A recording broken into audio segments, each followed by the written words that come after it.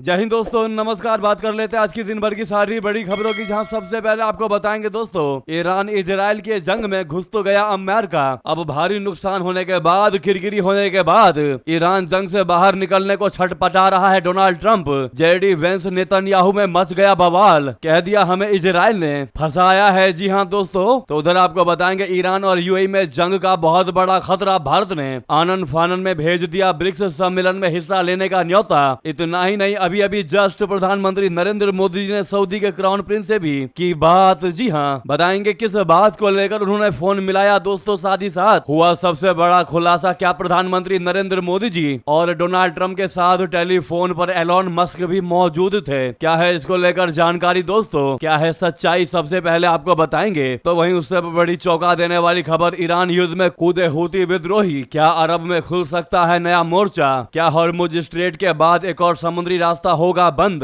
इस खबर ने हर किसी को चौंका दिया दोस्तों। एक से एक और भी बेहतरीन से बेहतरीन जानकारी आपको बताएंगे, बस आप वीडियो के लास्ट तक बने रहिएगा। और खबरों में आगे बढ़ने से पहले, देश भारत के इस युद्ध के समय में ताकत का दिल से समर्थन करते हैं तो वीडियो को लाइक करके, चैनल को सब्सक्राइब करके, बेल आइकन दबा के कमेंट में जय हिंद अवश्य कहिएगा। बात करते हैं पहली सबसे बड़ी खबर की, जहां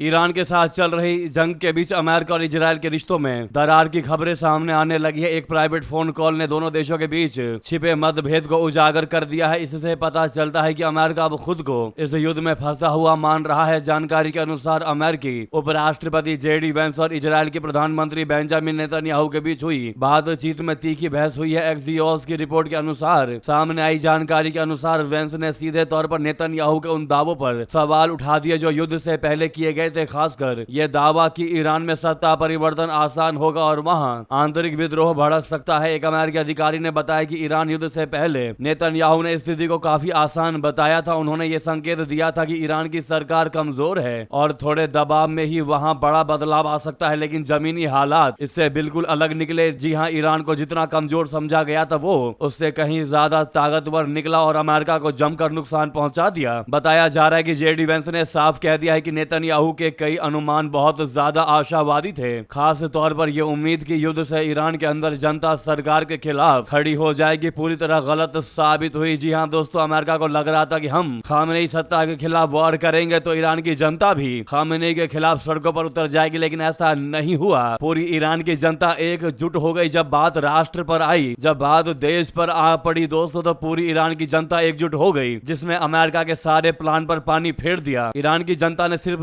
अमेरिका के प्लान पर पानी तक ही नहीं फेरा दोस्तों, डोनाल्ड ट्रंप का मंसूबा भी फेल कर दिया और पूरे अमेरिका में उसकी किरकिरी करवा दी। यहां तक कि अब यूरोपीय देश भी, पश्चिमी देश भी डोनाल्ड ट्रंप की बेइज्जती कर रहे हैं दोस्तों। आपको बता दें, ये विवाद सिर्फ फोन कॉल तक सीमित नहीं रहा। कॉल के अगले ही दिन इजराइल के एक अखबार में खबर छपी कि जेडी वेंस ने नेतन्याहू पर जोरदार तरीके से नाराजगी जताई। हालांकि बाद में इस रिपोर्ट को अमेरिका और इजराइल दोनों तरफ से खारिज कर दिया गया। इसके बावजूद व्हाइट हाउस के भीतर इस बात को लेकर शक पैदा हो गया कि कहीं इजराइल सरकार के कुछ लोग जानबूझकर वेंस की छवि खराब करने का प्रयास तो नहीं कर रहे। हालांकि इजराइल की तरफ से इस आरोप से इनकार किया गया है दोस्तों।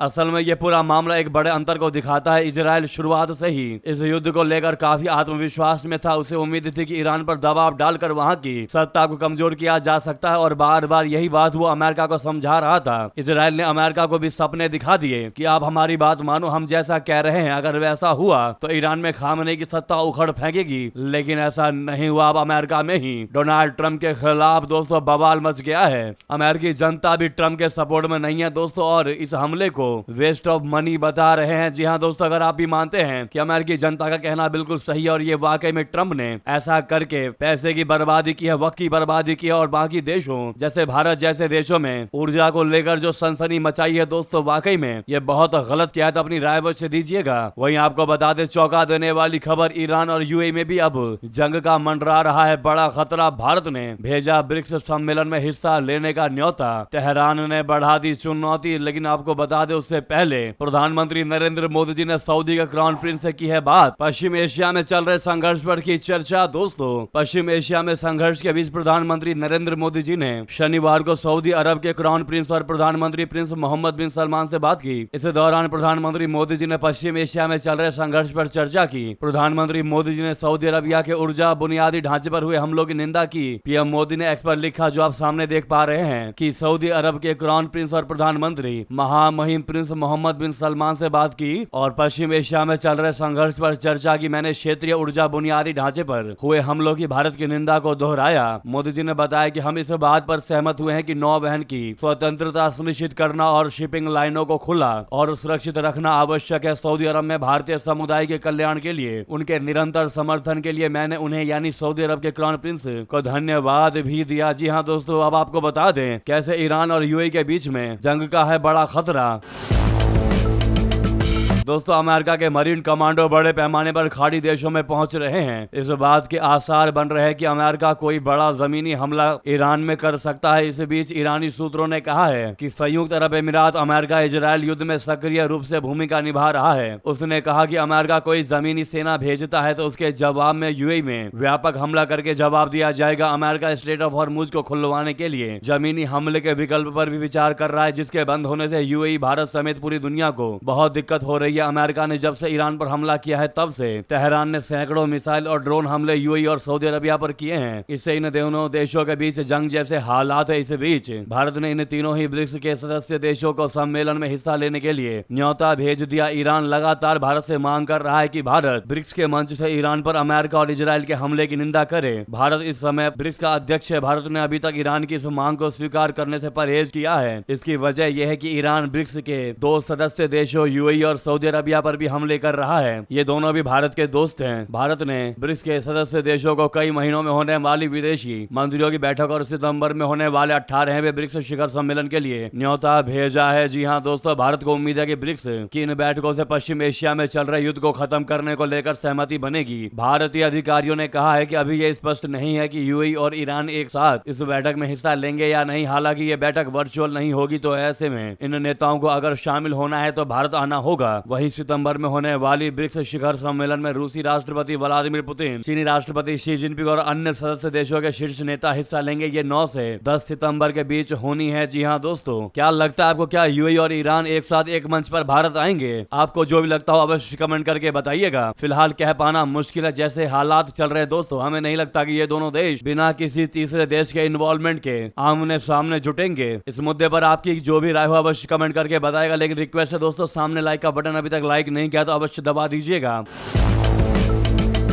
तो वहीं आपको बता दें, प्रधानमंत्री मोदी जी और ट्रंप के साथ टेलीफोन पर क्या एलोन मस्क भी मौजूद थे? क्या है इसको लेकर सच्चाई, क्यों फैलाई जा रही है ऐसी खबरें? क्या कहा विदेश मंत्रालय ने? दोस्तों, मिडल ईस्ट में घमासान के बीच 24 मार्च को प्रधानमंत्री नरेंद्र मोदी जी और अमेरिकी राष्ट्रपति डोनाल्ड ट्रंप के बीच फोन पर बात हुई थी। इस फोन कॉल को लेकर शुक्रवार को ऐसी खबरें सामने आई कि बातचीत में एलोन मस्क भी मौजूद थे। भारतीय विदेश मंत्रालय ने इस पर रिएक्ट किया है। विदेश मंत्रालय के प्रवक्ता ने कहा कि हमने ये खबर देखी है। 24 मार्च को ही टेलीफोन बातचीत प्रधानमंत्री नरेंद्र मोदी जी और राष्ट्रपति डोनाल्ड ट्रंप के बीच ही हुई थी। जैसा कि पहले भी बताया जा चुका है, इस बातचीत में पश्चिम एशिया की स्थिति पर विचारों का आदान प्रदान हुआ। अमेरिकी अखबार ने दावा किया था कि 24 मार्च को ही टेलीफोन वार्ता के दौरान भारत के प्रधानमंत्री मोदी जी और राष्ट्रपति डोनाल्ड ट्रंप के अलावा बिजनेसमैन एलोन मस्क भी मौजूद थे। अब भारतीय विदेश मंत्रालय के प्रवक्ता ने प्रतिक्रिया देते हुए, रिएक्शन देते हुए इसे पूरे तरीके से खारिज कर दिया और भ्रामक बता दिया। उन्होंने कहा कि 24 मार्च को ही टेलीफोन बातचीत सिर्फ और सिर्फ प्रधानमंत्री मोदी जी और राष्ट्रपति डोनाल्ड ट्रंप के बीच ही हुई थी। इसमें कोई तीसरा व्यक्ति मौजूद नहीं था। जी हां दोस्तों, तो वहीं आपको बता दें, बहुत बड़ी सनसनी खबर, चौंका देने वाली जानकारी। ईरान युद्ध में कूदे हुती विद्रोही, क्या अब हॉर्मुज स्ट्रेट के बाद एक और समुद्री रास्ता हो जाएगा बंद? आपको बता दें, चौंका देने वाली खबर। यमन में हुती विद्रोहियों ने ईरान के साथ अपने मजबूत संबंधों का फिर से दिखाया है। ये समूह ईरान से सैन्य, आर्थिक और राजनीतिक मदद लेता है। हुतियों ने कहा है कि अगर आवश्यकता पड़ी तो वे सीधे मिडल ईस्ट युद्ध में शामिल हो जाएंगे। उन्होंने चेतावनी दी कि अगर कोई नई ताकतें अमेरिका और इजराइल के साथ मिलकर ईरान या उसके सहयोगियों पर हमला करती हैं या रेड सी का इस्तेमाल ईरान के खिलाफ किया जाता है तो वे सक्रिय रूप से युद्ध में उतरेंगे। इजराइल की सेना ने बताया कि यमन से एक मिसाइल दागी गई जिससे बीएर शेबा शहर और आसपास के इलाकों में अलार्म बजा। हूतियों की यह दखल अब अरब प्रायद्वीप में युद्ध का नया मोर्चा खोल सकती है। सबसे बड़ी चिंता रेड सी में जहाजों पर हमलों का खतरा है, क्योंकि हूती पहले भी समुद्री मार्गों पर हमले कर चुके हैं। 2025 में डोनाल्ड ट्रंप ब्रिटेन के साथ मिलकर हूतियों के हमलों को रोकने के लिए बमबारी अभियान चलवाया था। इस अभियान में कई हूती नेताओं को मार गिराया गया और हजारों लक्ष्यों को नष्ट किया गया, लेकिन अंत में समझौते के तहत युद्ध विराम हुआ। जी हां दोस्तों,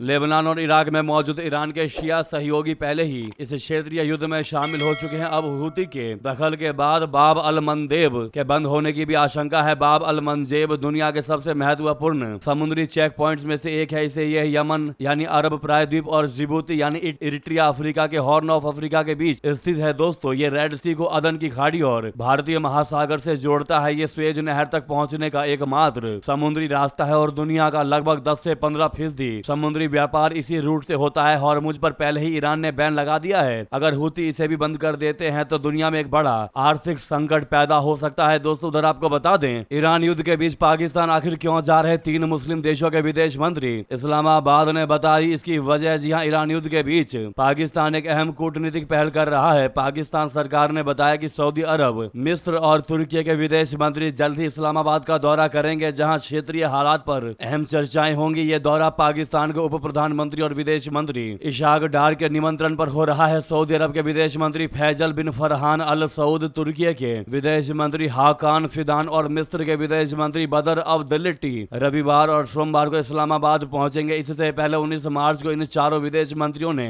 रियाद में बैठक की थी। पाकिस्तानी विदेश मंत्रालय के मुताबिक रविवार को होने वाली मीटिंग में कई महत्वपूर्ण मुद्दों पर गहन चर्चा होगी। खास तौर पर ईरान युद्ध के बीच पश्चिम एशिया में बढ़ते तनाव को कम करने के उपायों पर बात की जाएगी। इसके अलावा क्षेत्र में शांति स्थापित करने और हालात को सामान्य बनाने के लिए भी रणनीति तैयार की जाएगी। इस दौरान ये सभी नेता पाकिस्तान के प्रधानमंत्री शहबाज शरीफ से भी मुलाकात करेंगे। पाकिस्तान ने कहा है कि वो सऊदी अरब, तुर्की और मिस्र जैसे मित्र देशों के साथ अपने रिश्तों को मजबूत महत्व देगा और यह दौरा आपसी सहयोग और तालमेल को और मजबूत करने का मौका देगा। तो वहीं आपको बता दें, उससे भी बड़ी चौंका देने वाली खबर,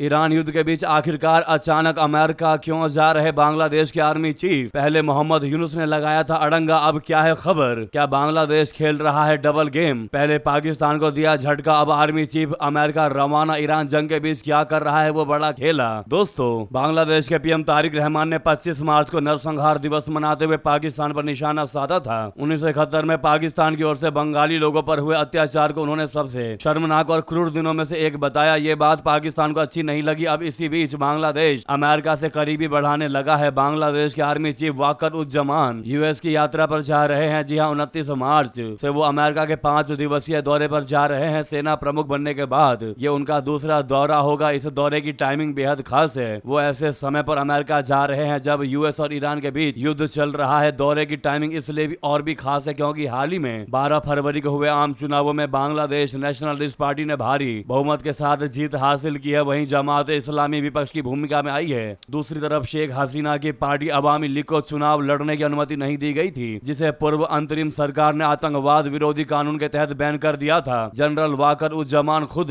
इस पूरे राजनीतिक बदलाव के केंद्र में रहे हैं। दोस्तों, सवाल यह है कि आखिर अमेरिका क्यों जा रहे बांग्लादेश आर्मी चीफ, क्या है इसके पीछे का कारण? ऐसे माहौल में उनका अमेरिका दौरा कई बड़े सवाल खड़े कर रहा है। आधिकारिक जानकारी के अनुसार उन्हें जॉर्जिया के सीनेटर शेख रहमान ने स्टेट कैपिटल आने का निमंत्रण दिया है। इस दौरे में उनके साथ उनकी पत्नी और कई वरिष्ठ सैन्य अधिकारी भी शामिल होंगे। यह दौरा सिर्फ औपचारिक नहीं माना जा रहा। इससे पहले अक्टूबर 2024 में भी जनरल जमान अमेरिका और कनाडा गए थे, जहां उन्होंने संयुक्त राष्ट्र शांति मिशन, रक्षा सहयोग और सैन्य क्षमता बढ़ाने जैसे मुद्दों पर चर्चा की थी। उस दौरे का मकसद साफ तौर पर अमेरिका और उसके सहयोगियों के साथ रिश्ते मजबूत करना था। जी हाँ दोस्तों, वहीं चौंकाने वाली भी बड़ी जानकारी सामने आ रही है।